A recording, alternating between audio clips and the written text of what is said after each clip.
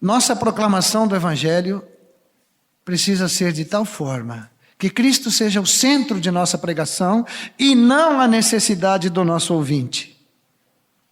Cristo é o centro. As pessoas vão nascer para Deus. Elas não vão nascer para a nossa comunidade, não vão nascer para o nosso ministério, elas têm que nascer para Deus. Tem que nascer para Deus.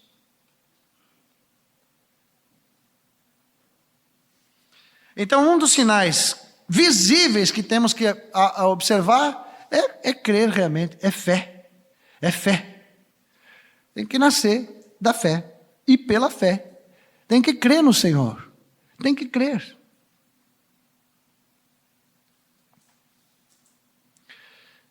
Eu lembro da minha conversão.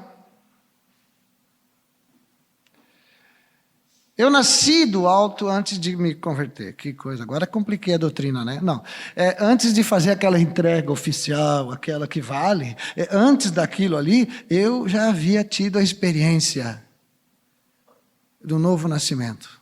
1, 2 meses antes, não sei quanto tempo foi antes.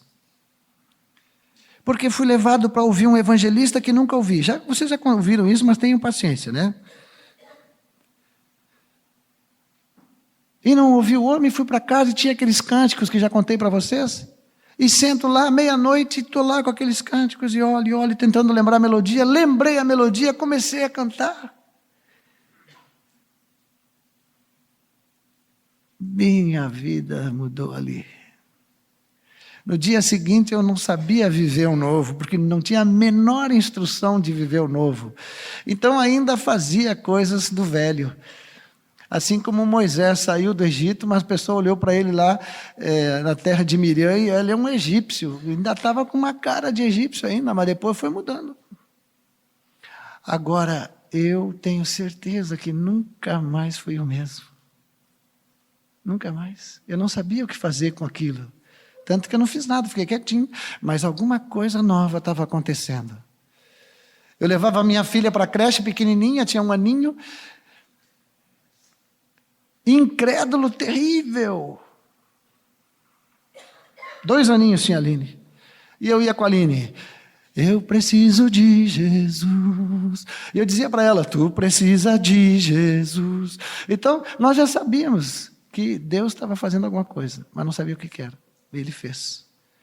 É preciso encontrar-se com Ele e ter uma ação do Espírito. Senão é só intelecto. Aí é um intelecto trabalhado, preparado. E olha que dá para fazer muito com o intelecto. Dá para transformar o intelecto até num discípulo meia boca. Entendeu? Dá. Mas não num filho de Deus.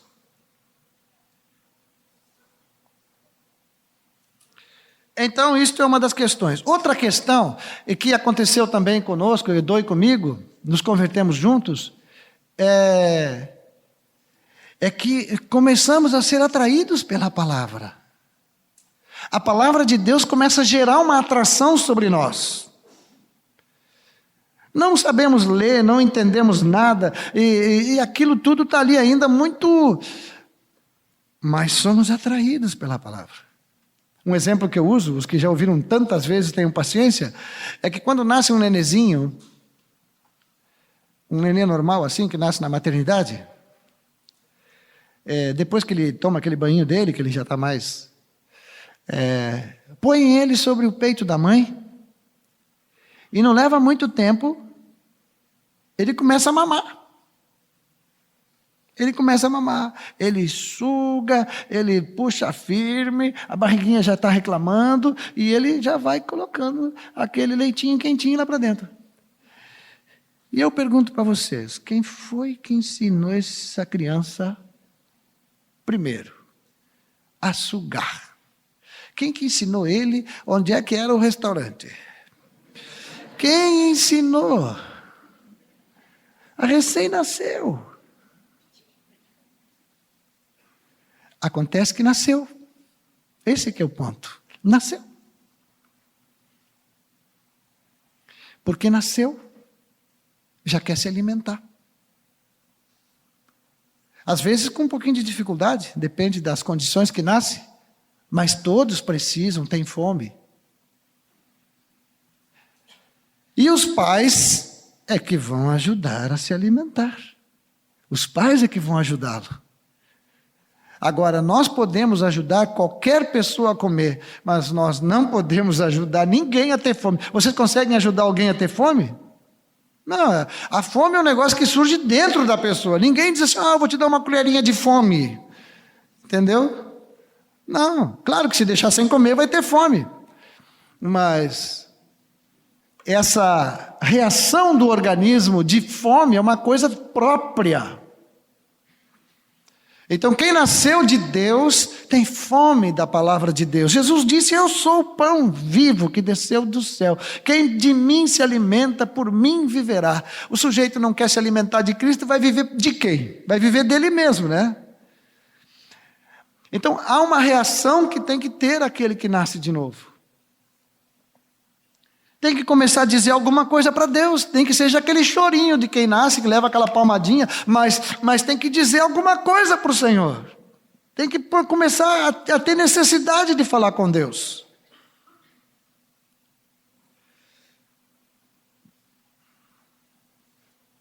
Como já falei sobre o Pedro, tem que ter convicção de que é pecador. Imagina se não tem convicção de que é um pecador que precisa de vida eterna.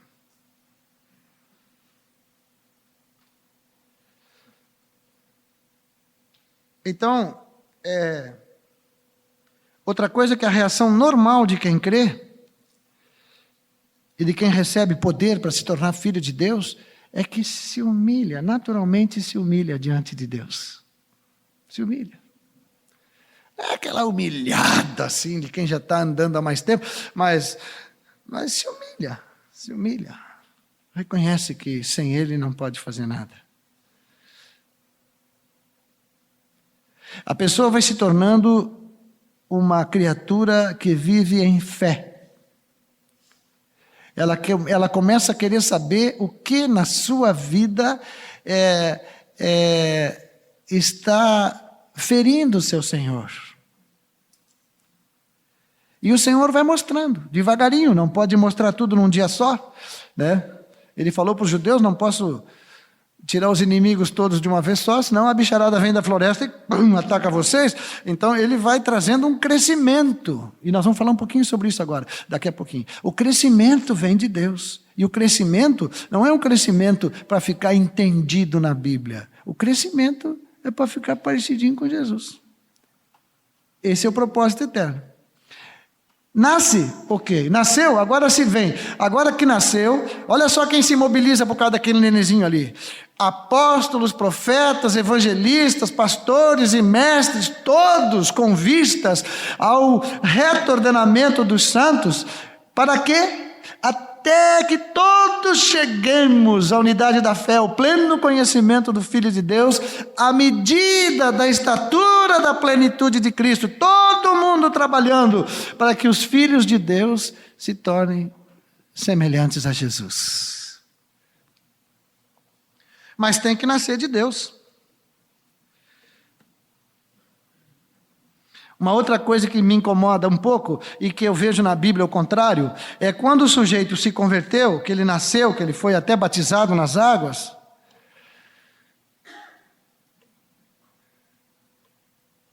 na família dele, a família natural dele, ninguém, nem sequer desconfia que ele já está em Cristo.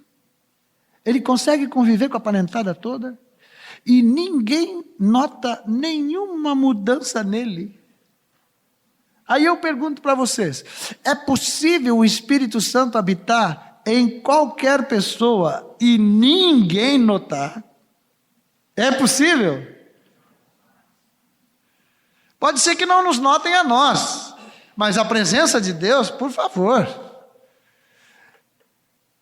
Eu era terrível mesmo, já falei aqui 500 vezes, até contra os insetos, né? E no meu emprego que eu estava quando me converti, eu não era flor lá que... Bom, flor nunca fui, né?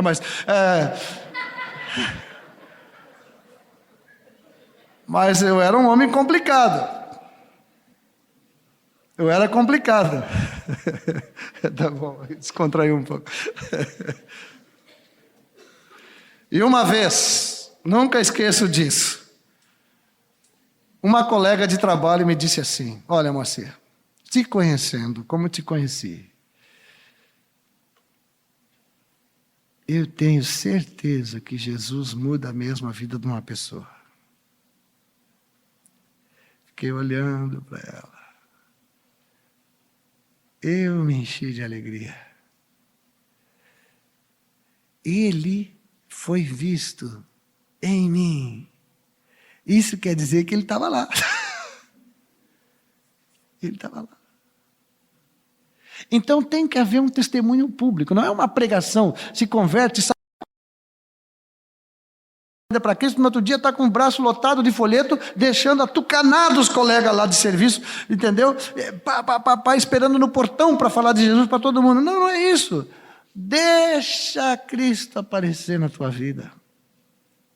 E às vezes nós temos pessoas que vieram para Cristo e ninguém sequer desconfia que ela se converteu. Nem os familiares, nem os colegas, e às vezes nem os irmãos, né? Então nós precisamos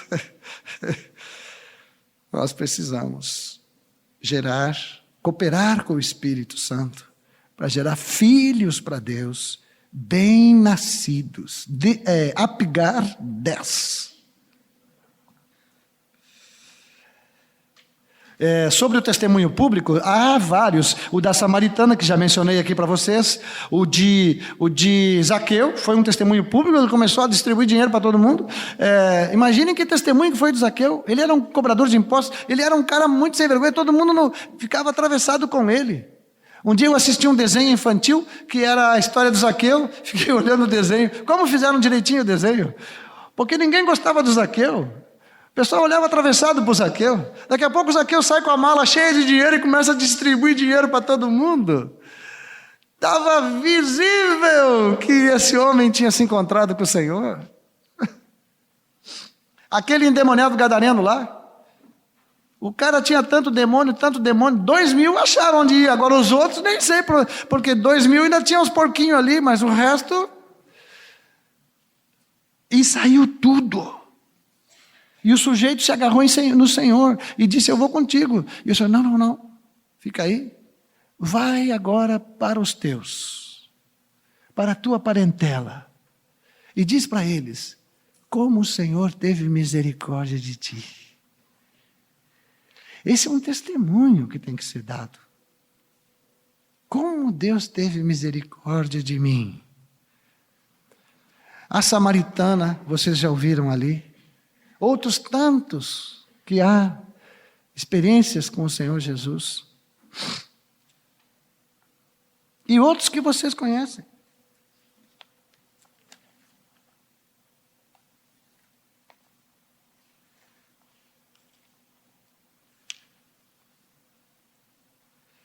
Na obra que Jesus realizou na cruz, as trevas foram totalmente vencidas pela luz. A luz, gravem isto, resplandece nas trevas, e as trevas não prevalecerão sobre ela. Não deixem as trevas chegar,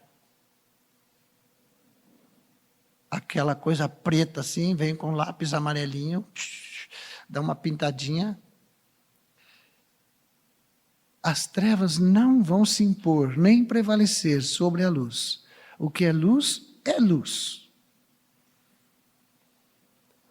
O que é nascido de Deus, é nascido de Deus. Tem a habitação do Espírito, o selo do Espírito. É dele, é propriedade exclusiva dele. Tanto que já é separado para proclamar as virtudes dele. Já é preparado para contar lá fora quem é Jesus. Dá testemunho, assim como o Espírito Santo faz. Porque nasceu de Deus. Fica maravilhado.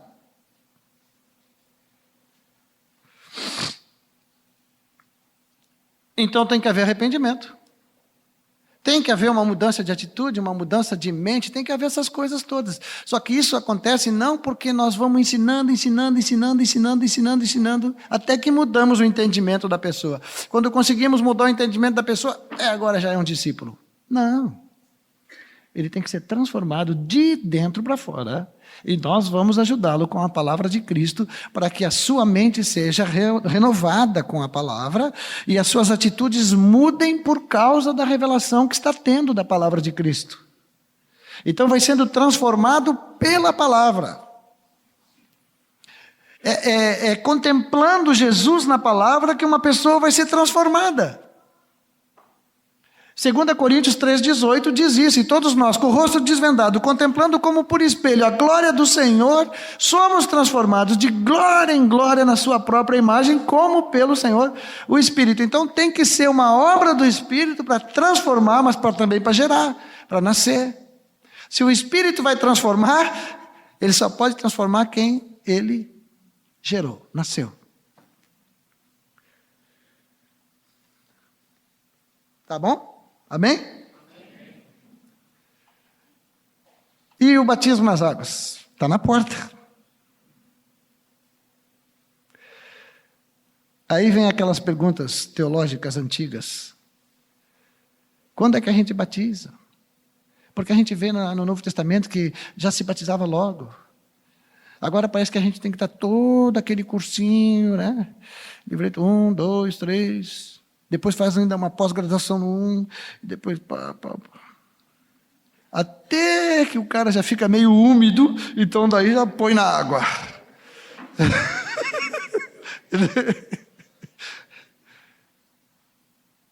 Bom, a resposta bíblica é: quando é que uma pessoa pode ser batizada nas águas? Quando ela nasce de novo. Não é isso? Tudo que nós vemos aqui no livro de Atos é isso. É isso. Pessoas que nasceram e foram batizadas. Por isso que eles eram rápidos ali, né? Nasceram. Atos 2 vocês vão ver. O Pedrão foi né? E não sei quanto tempo levou aquilo ali, mas a gente lê em 2 minutos, mas ele deve ter levado mais tempo. Agora o texto diz assim, ó: e os que lhe aceitaram a palavra foram batizados. Isso está escrito lá em Atos 2. Aceitaram a palavra, receberam a palavra de Cristo, concordaram com ela. Ele é isso mesmo, é isso que é a palavra para mim. E não esqueçam que Jesus falou em João 8,47. Vocês não ouvindo a palavra de Deus, porque vocês não são de Deus. Agora lá em Atos nós vemos as pessoas ouvirem a palavra de Deus, receberam a palavra, se agarraram na palavra, estavam todo mundo feliz, coração compungido. Foram batizados. Só podia ser batizado. Há outras experiências, aquela de Pedro lá na casa do Cornélio. O Pedrão chegou lá com todo o seu conhecimento, as suas apostilas debaixo do braço, começou a falar de Jesus à vontade assim, né? E tem uns acréscimos meus, tá? Mas ele começou a falar, daqui a pouco o Espírito Santo disse: já está bom. Derramou sobre todos, foi batizando no Espírito todo mundo, e foi batizando no Espírito antes do batismo nas águas. Me confundiu a pastorada, não tem conversa, todo mundo ali nascido do alto, e ele se derramou sobre todos. As experiências de novo nascimento são visíveis, são palpáveis, são claras. Para nós entendermos que vem aquela dúvida assim, que diz assim: tá, mas 3.000 se batizou, será que não tinha algum ali no meio que... tinha o Simão, aquele lá, estava meio ruim. O Pedro disse: olha, não é reto o teu coração. O Ananias e a Safira estavam querendo negociar, então tinha uns probleminhas. Mas para mim vale o que está escrito em Atos 2, que diz assim, ó: em cada alma havia temor. Vocês querem um sinal de que a pessoa nasceu de Deus tão claro quanto este? Em cada alma havia temor. Às vezes a gente pega uns convertidos e batizados, e em cada alma tem argumento. Não tem temor. E aí começam a trazer essas novidades do mundo e começam a dizer: não, mas aonde que está na Bíblia? Onde é que está na Bíblia? Onde é que está na Bíblia? Olha, vamos parar. Nós não estamos sendo transformados em algo melhor. Nós estamos tendo a nossa vida substituída. Amém? O novo nascimento não é melhorar ou criar um novo modelo, um novo estilo, uma coisa assim, para o velho. Não. A vida é substituída. Saímos nós e entra Jesus.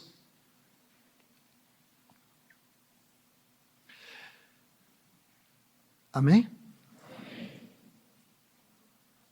Então, quando é que pode ser batizado? Tem que ser batizado quando nascer. Antes não dá. O Mário Roberto tem uma ilustração que eu gosto muito, porque às vezes a pessoa diz assim, ó, mas ele é muito legal, eu vou batizar, porque daí ele já fica entre nós. E daí ele vai ficando entre nós, daqui a pouco ele se converte.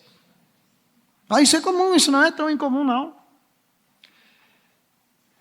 Eu vou começar a ensinar a palavra para os discípulos, ensino para ele também, e daí ele vai aprendendo junto, daqui a pouco ele já se convence que é o melhor, é isso aqui mesmo, e aí já fica aí com a gente.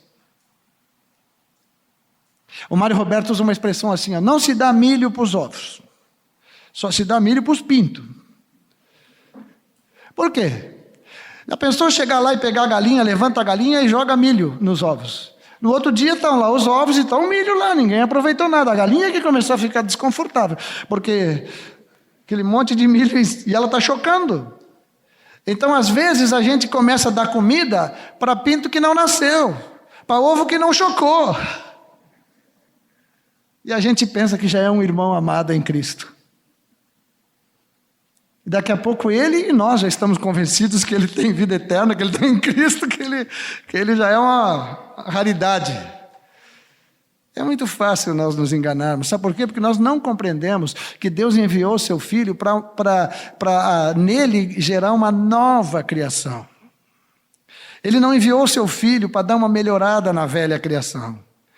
Ele foi para a cruz para acabar com a velha criação. Então o nosso erro é de pegar a velha criação e convencê-la de que apesar de ser velha, o melhor mesmo é viver do outro lado do muro na nova criação.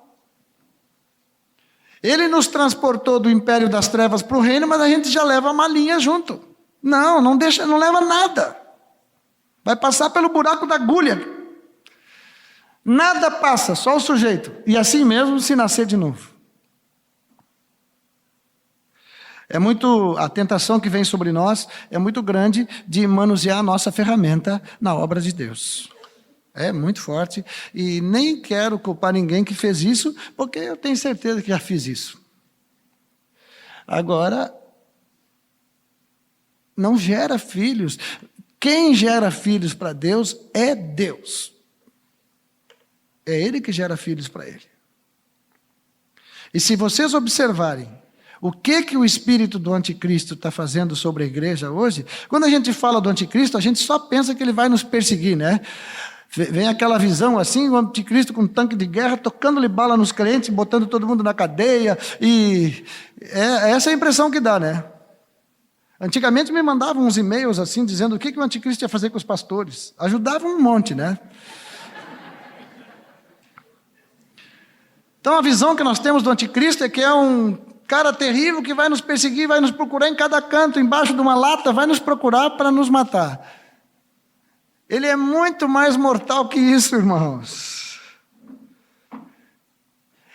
O interesse dele não é dar tiro na nossa cabeça, o interesse dele é roubar a nossa fé.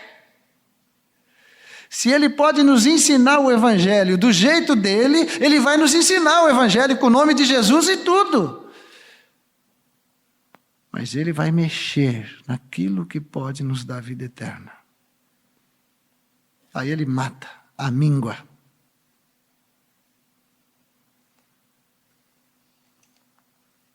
E isso sim, ele está agindo hoje dessa forma como agia no início, na igreja no início. Vocês leem as cartas todas, e João fala na carta dele, se alguém vier, trouxer outra doutrina, nem recebam. E não é que o João estava querendo que a gente fosse mal educado, o João estava dizendo, olha, meus filhinhos, né, a minha alegria com vocês é que vocês estão na verdade. Eu anotei um versículo aqui, Atos 5:20, olha que lindo que é esse versículo aqui.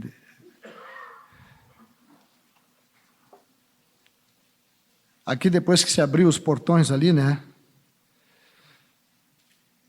abriu as portas do cárcere.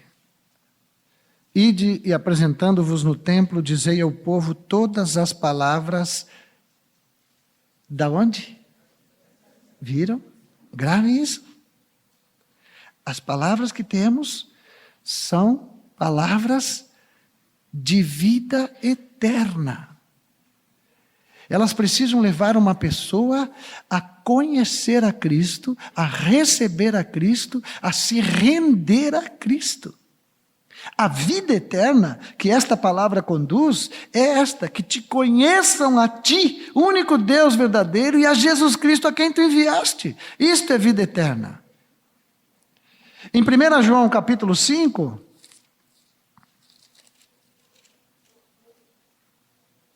versículo 11, diz assim, ó: e o testemunho é este, que Deus nos deu a vida eterna, e esta vida está no seu Filho.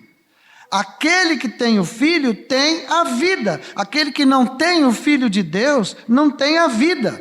Aí no 13 ele diz assim: estas coisas vos escrevi a fim de saberes que tendes a vida eterna, a vós outros que credes em nome do Filho de Deus. Vocês têm a vida eterna.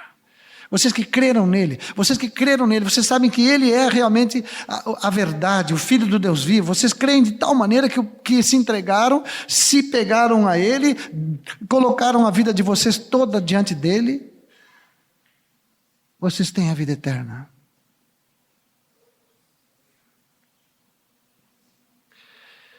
Então o Evangelho, ele é muito simples, e ele vem para gerar filhos para Deus.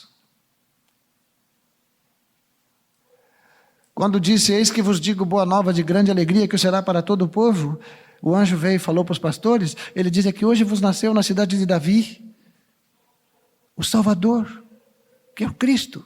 Ele trouxe a palavra. A primeira vez que boa nova aparece, a primeira vez que a palavra boa nova é lançada sobre a terra, assim, para falar a respeito de Jesus, era para anunciar o nascimento de Jesus. E quando o Evangelho é proclamado para qualquer pessoa, é para fazer com que ela nasça em Cristo Jesus. Não para ela achar que está mal e que a vida dela tem que melhorar. Tem que melhorar. Não faz muito tempo, eu perguntei para um irmão amado: como é que tu está, querido? Aí ele disse assim para mim: estou melhorando. Aí eu disse: então está mal. Aí ele disse assim: como mal? Estou melhorando.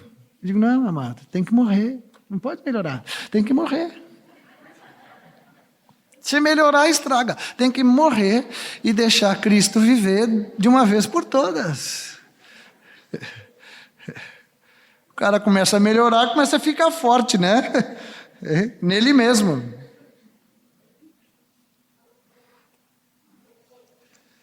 E ainda uma última coisa.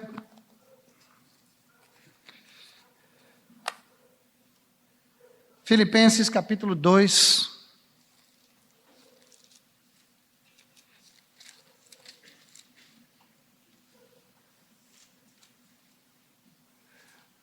Versículo 12.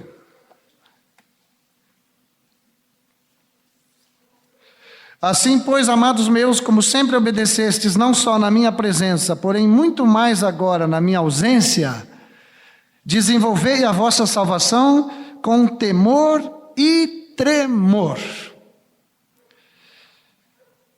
Nasceu? Agora vai desenvolver a salvação. O que é isso? Agora vai começar a crescer. Vai começar a crescer. Só que o crescimento vem de quem? O crescimento vem de Deus. De Deus. 1 Coríntios está assim, capítulo 3. O crescimento vem de Deus. Então ele tem que começar a crescer em direção ao Senhor, porque Deus é quem efetua em nós o querer e o realizar. Ele vai começar a fazer isto segundo a sua vontade, não segundo a nossa necessidade. É segundo a sua boa vontade, Ele vai nos levar ao crescimento. E o crescimento de Deus não é para nós ficarmos prontos para sermos enviados, né, como missionários. Não, o crescimento de Deus é até que todos cheguemos à perfeita varonilidade, à imagem de Cristo. Então, João Batista antecipou uma explicação sobre desenvolver a vossa salvação. Ele disse: importa que ele cresça e que eu diminua. Se isto acontece, eu estou desenvolvendo a minha salvação, porque o Salvador está aumentando dentro de mim. E eu estou ficando pequenininho até desaparecer. O crescimento dos discípulos precisa também acontecer por meio do Senhor e de sua palavra. O discipulador precisa, para ver o discípulo crescer, precisa dar só a palavra de Deus para ele crescer. É a única comidinha que dá crescimento. Hoje em dia a igreja come de tudo, gente. E se tem nutricionista aqui, por aí tem também. Não adianta comer muito, tem que comer certo. Então, os filhos de Deus têm que comer certinho. E Jesus disse: quem de mim se alimenta, por mim viverá.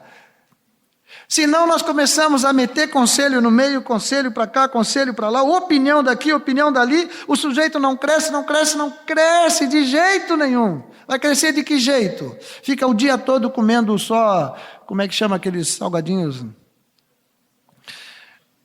Tem que comer comida. Comida celestial para filhos celestiais, comida celestial.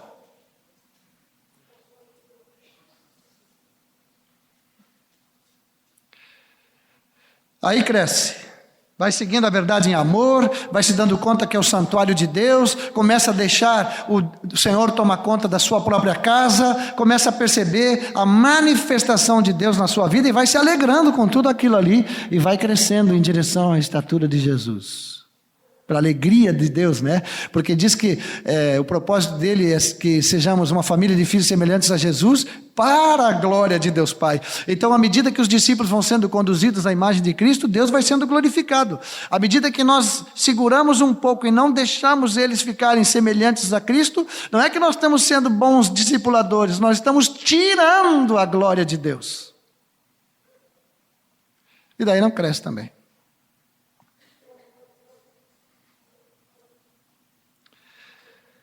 Deixa eu mostrar uma coisa para vocês. Em Efésios 4:13, está escrito isto que tenho falado várias vezes já hoje aqui. Até que todos cheguemos à unidade da fé e do pleno conhecimento do Filho de Deus, à medida da estatura da plenitude de Cristo. Agora olhem Romanos no capítulo 1. Romanos 1 é aquele capítulo que fala da desgraça toda humana, da idolatria, do homossexualismo, do lesbianismo, dessa sujeira toda que estava lá e está hoje aqui, né? Não mudou nada. Mas tem um versículo interessante aqui, porque à luz do propósito eterno de Deus nós podemos olhar para este versículo. Romanos 1:22 diz assim: inculcando-se por sábios, tornaram-se loucos. Depois vocês anotem aí, depois vocês leiam, para nós ganhar tempo, o tempo agora encurtou, mas em Isaías capítulo 5, no versículo 21, ali no capítulo 5 tem uns ais ali, tem um ai ai ai ali, se não me engano são 6 ais, mas um dos ais diz assim, ó, ai dos que são sábios aos seus próprios olhos e prudentes em seu próprio conceito. Ai, diz lá. E aqui diz, em Romanos 1:22, inculcando-se por sábios, tornaram-se loucos. Quando a sabedoria humana entrar no crescimento dos filhos de Deus, ou na geração dos filhos de Deus, acontece o que está no 23. Mudam a glória do Deus incorruptível em semelhança da imagem de homem corruptível, bem como de aves, quadrúpedes e répteis. Agora, notem bem, o propósito eterno de Deus é que nós nos tornemos filhos de Deus, à imagem e à semelhança de Jesus. O homem natural Ele tem como um objetivo, vai até Deus, ele tem como objetivo criar um Deus, à sua imagem, e não se conformando ainda em criar um Deus igual a ele, compreensivo com ele, ainda quer um Deus igual aos animais, aves e tudo mais. O que nós estamos vendo aqui? A violência do homem natural contra o propósito de Deus. Nós não queremos ser a tua imagem e semelhança, mas nós aceitamos um Deus que seja a nossa imagem e a nossa semelhança. Deus não está gerando estes filhos, Deus está gerando uma família semelhante a Cristo. Deus tem um povo que se chama pelo seu nome, onde habita o seu Espírito. E nós precisamos meditar nisto, para que o nosso evangelho seja limpo, puro, e gere filhos para Deus. Amém, amados? 1 João 4,9. Nisto se manifestou o amor de Deus em nós, em haver Deus enviado o seu Filho unigênito ao mundo, para vivermos por meio dele. Aqui está a forma em que um filho de Deus deve viver. E se nós temos que nos arrepender de cara de algum pecado, e eu realmente confesso isso diante do Senhor, este é o primeiro pecado que nós temos que confessar e nos arrepender todo santo dia. Nós fomos chamados a viver pela fé no Filho de Deus. Este viver que hoje vivo na carne, eu tenho que viver pela fé no Filho de Deus, que me amou e assim mesmo se entregou por mim. Os filhos de Deus são assim. Os filhos de Deus não podem viver e agir como o antigo homem, o Adãozinho morto, porque o Adão tem uma atitude diferente. A Bíblia diz que quando Ele nos deu vida, nós estávamos mortos em nossos delitos e pecados. E tem uma relação ali de coisas, querem ver? Agora já estamos chegando aqui mesmo, vamos lá. Mortos em delitos e pecados, nos quais andastes outrora, segundo o curso do mundo, o príncipe da potestade do ar, o espírito que gera desobediência. Imagina os filhos de Deus andando no curso do mundo, segundo o príncipe da potestade do ar, o espírito da desobediência, e dizendo que são filhos de Deus, com uma diferença: entendem mais que os outros, são mais entendidos, a mente está melhor. A única mente que nos foi dada por Deus é a mente de Cristo. Assim temos que viver, pela fé no Filho de Deus. Vamos ficar de pé. Obrigado, Senhor. Eu oro para que aquilo que Tu falaste nesta noite toque no coração dos irmãos. Se tem coisas que Tu não falou, Senhor, que eles esqueçam. Mas o que é Teu, prospere. A Tua palavra prospere e seja glorificada na vida de cada um dos meus irmãos. Tua palavra receba glória, receba honra na vida de cada um dos meus irmãos e na minha vida, Senhor. Eu rogo por eles e eu rogo por mim, como Paulo rogou, que nós sejamos transformados, que não nos conformemos mais com este século. Tenhamos a vida de Cristo agindo em nós. Uma família excelente, filhos que vivem para o Teu inteiro agrado. Tem misericórdia de cada um de nós aqui, Senhor. Porque Tu nos deste um evangelho que é a glória do Filho de Deus. Não nos deixe aceitar a glória de homens e tirar a glória do Cordeiro. Esse viver que agora vivemos na carne, queremos viver pela fé. Ajuda-nos, por favor, ajuda-nos. Te damos graças, Pai. Em nome de Jesus. Amém. Vamos tomar juntos uma decisão de ser fiéis ao Senhor.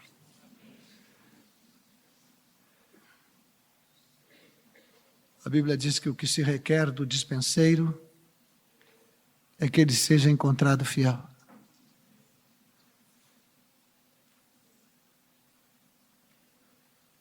Aleluia.